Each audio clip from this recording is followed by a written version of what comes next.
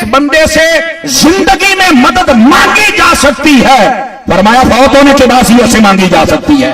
कमाल है, लोगों ने ड्रामा बनाया हुआ है, नहीं मांगना चाहिए था। क्यों नहीं मांगना चाहिए था? तो फरमाया जब अपने मजार में चला जाए तब वो बंदों की ज्यादा मदद करता है।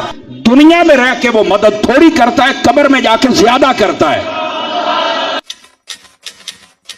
भला कौन बेकरार की इल्तिजा कबूल करता है जब वो उससे दुआ करता है, और कौन उसकी तकलीफ को दूर करता है, और कौन तुमको जमीन में अगलों का जानशीं बनाता है। ये सब कुछ अल्लाह करता है। तो क्या अल्लाह के साथ कोई और माबूद भी है? हरगिज नहीं, मगर तुम बहुत कम गौर करते हो। भला कौन तुमको जंगल और दरिया के अंधेरों में रास्ता बताता, और कौन हवाओं को अपनी रहमत के आगे खुशखबरी बनाकर भेजता है। ये सब कुछ अल्लाह करता है। तो क्या अल्लाह के साथ कोई और माबूद भी है? हरगिज नहीं।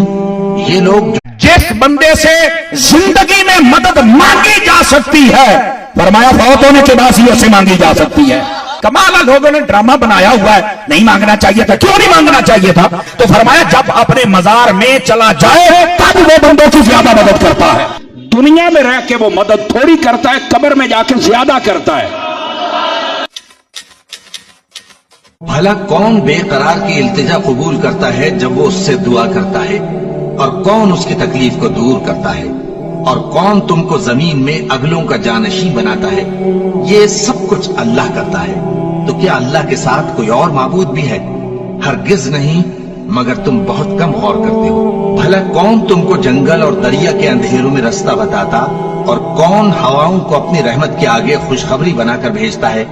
ये सब कुछ अल्लाह करता है।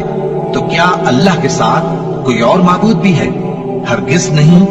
ये लोग